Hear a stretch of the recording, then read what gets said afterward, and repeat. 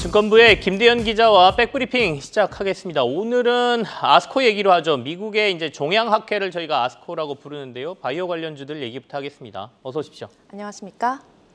자, 연초에 있는 JP모건 컨퍼런스는 투자자 입장에서 이제 보통 많이들 보는 학회고요. 그리고 이건 이제 실제로 파이프라인과 관련된 여러 가지 발표들이 이루어지는 게 미국의 종양학회인데 어떻습니까? 파이프라인 결과 뭐 이런 것들 어떤 게 좀 눈길을 끌고 있나요? 네, 투자자들이 어떤 기업을 눈여겨보면 좋을지 살펴봤는데요. 증권가에서는 유한양행과 리가켄바이오, 그리고 ABL바이오, 앱클론 등을 주목하라고 조언하고 있습니다. 우선 아스코부터 간단하게 설명해드리면요. 네. 아스코에서는 신약 후보 물질의 후기 임상시험 결과나 상업화를 코앞에 둔 약물이 공개되는데요. 매년 4만 명이 넘는 업계 관계자들이 모여서 이 최신 연구와 산업 동향을 공유하는 학회입니다. 올해는 오늘부터 다음 달 4일까지 닷새 동안 열리고요. 제가 이번에 참가하는 국내 기업들과 주요 발표 내용도 정리해봤습니다. 네. 앞서 말씀드렸듯이 유한양행이 기대주로 꼽히고 있는데요. 유한양행은 얀센과 파트너십을 맺고 있습니다. 네. 얀센의 모회사인 존슨앤드존슨이 5건의 연구 결과를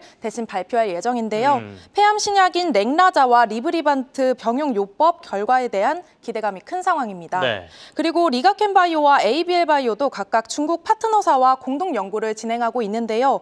위암과 고형암에 대한 임상 결과를 전할 계획입니다. 혈액암 분야에서는 앱클론의 임상 일상 추적 관찰 결과에 관심이 쏠리고 있습니다. 네. 지금 이제 아스코에 참가하는 국내 기업들을 좀 정리해서 저희가 보여드렸습니다. 근데 사실 시장의 투자자들 관심은 HLB에도 몰려 있거든요. 앞서 증권가들이 이제 아스코와 관련돼서 관심권에 두는 회사들 목록에 HLB는 빠져 있던데 HLB도 이번에 아스코에 참가하긴 하죠. 네, 맞습니다. HLB는 이 간암 1차 치료제로 개발 중인 리보세라닙과 이 캄렐리주맙 병용요법의 임상 3상 최종 결과를 발표할 예정입니다. 이미 일주일 전에 이 글로벌 3상 환자의 전체 생존 기간 중앙값을 공개했는데요. 네. 기존에 22.1개월로 집계됐는데 최종적으로 23.8개월로 늘어났다고 밝혔습니다. 전체 내용은 이번 아스코에서 공개되는데요. 앞서 HLB는 2주 전에 FDA로부터 간암 신약에 대한 보안 요구 서한을 받았습니다. 중국 파트너사인 항서제약의 제조 공정 문제 때문이라고 해명했는데요. 네. 오늘 항서제약이 FDA로부터 추가로 CRL을 수령할 예정인데 HLB는 이 내용을 확인하고 최대한 빨리 FDA와 미팅을 진행할 계획이라고 전했습니다. 하지만 시장은 좀 냉정했습니다. 네. 아스코 개최 당일인 오늘은 HLB 그룹주를 포함한 바이오주가 강세인데요. FDA 승인 불발 소식이 전해지면서 HLB 그룹 상장사 9곳 모두 하한가를 일제히 기록했습니다. 네. 지난 17일부터 전날까지 10거래일 동안 HLB 주가는 36% 빠졌는데요. 어제도 HLB 그룹주는 모두 내림세를 보였습니다. 올 초부터 지난 16일까지 89% 급등한 것과는 좀 대조적인 모습인데요. 개인 투자자들도 이 연초부터 455억 원을 사들였는데 네. 열흘 만에 이 402억 원 순매도한 모습입니다.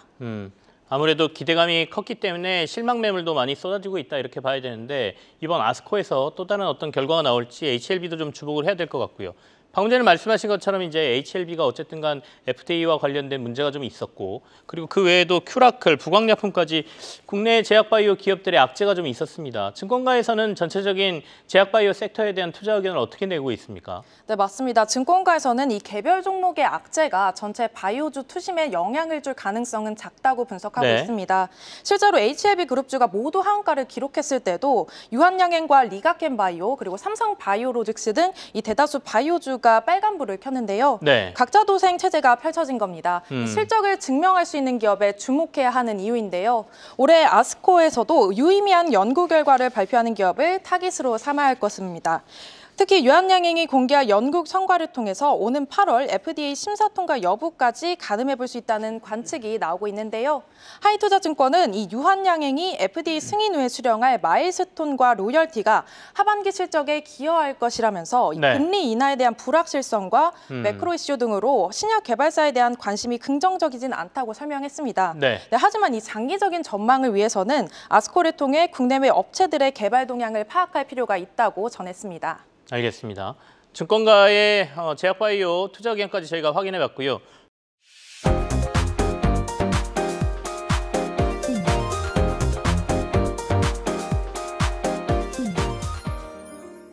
IPO 시장에 이제 조금 재밌는 이슈들이 있더라고요.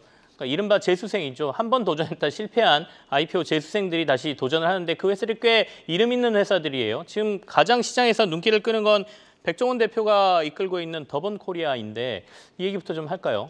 네, 맞습니다. 지난 2018년에 상장을 추진했는데요. 이 코로나19 때문에 보류하게 됐습니다. 네. 올해는 창립 30주년을 맞아 다시 IPO 시장에 문을 두드렸는데 6년 만입니다. 지난 29일 유가증권 시장 상장을 위한 예비심사 신청서를 접수했고요. 주관사는 NH투자증권과 한국투자증권인데요. 원칙적으로 이 거래소의 상장 예비심사 기간이 45 영업일인 점을 고려하면 네. 오는 7월 말쯤 심사 결과가 나올 것으로 전망되고 있습니다. 더본코리아는 이 백종원 대표가 최대 주주로 있는 프랜차이즈 업체로 유명하죠. 제가 이 처음 상장 준비에 나섰을 때 브랜드가 12개로 파악했는데요. 현재는 25개로 2배 넘게 늘었습니다. 네, 맞습니다. 대표적인 브랜드로 백다방, 한신포차, 새마을식당, 홍콩반점 등이 있는데요. 메뉴 가격 인상을 통해서도 매출 확대 조짐을 보이고 있습니다. 지난해 매출액을 살펴봐도 이 전년 대비 46% 늘어난 4,107억 원으로 역대 최대 실적을 달성했고요. 다만 같은 기간 영업이익은 0.6% 감소한 256억 원을 기록했습니다. 시장에서는 몸값을 3,500억 원에서 4,000억 원 수준으로 평가하는데요.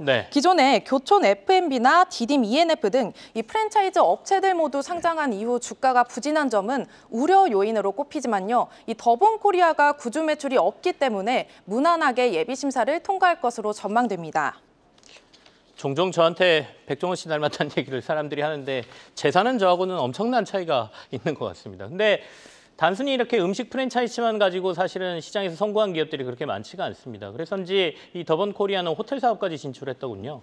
네, 맞습니다. 좀 사업을 다각화하는 모습이고요. 제가 또 재수생 IPO 기업을 한 번 더 찾아봤는데요.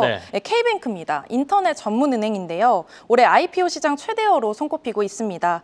다음 달 유가증권 시장 상장 예심 신청서를 제출할 계획입니다. 더본코리아처럼 IPO 재수생인데요. 지난 2022년 상장에 나섰다가 이 시장 상황을 고려해서 한 차례 포기한 바 있습니다. 기업 가치는 최대 5조 원대까지 바라볼 수 있다는 증권가 전망이 나왔습니다.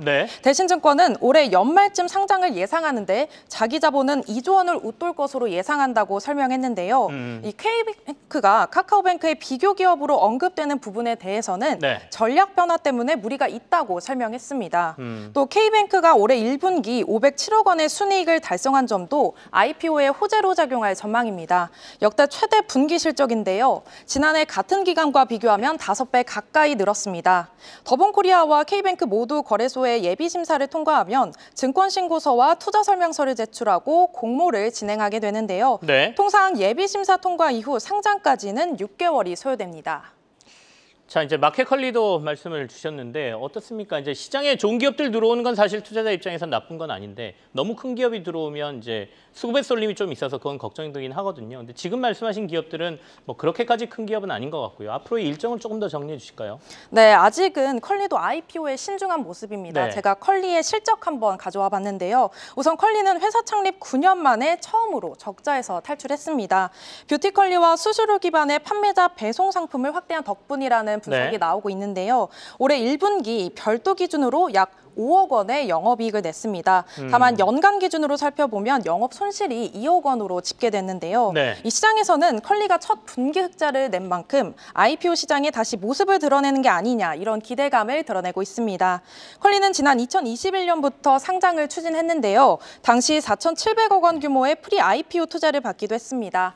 하지만 4조 원대로 평가받던 기업 가치가 떨어지면서 이 상장을 보류한 것으로 전해집니다. 여전히 구체적인 상장 계획은 밝히지 않았는데요. 제가 컬리 관계자와 인터뷰를 해봤는데 이 최근 시장에서 자주 언급되는 IPO의 경우 구체적으로 확정된 부분은 없지만 이 주관사와 긴밀히 협의해서 좋은 타이밍에 재추진할 예정이라고 밝혔습니다. 자, 이제 투자받은 회사들에게 상장을 통해서 뭔가 수익을 남길 수 있는 기한이 있을 겁니다. 그 부분까지 고려해야 될 것 같은데 컬리는 조금 더 지켜봐야 된다 이런 얘기고 IPO 시장에 이른바 재수생들이 다시 들어온다 좀 정리를 해봤습니다. 증권부의 김대현 기자와 함께했습니다. 고맙습니다. 감사합니다.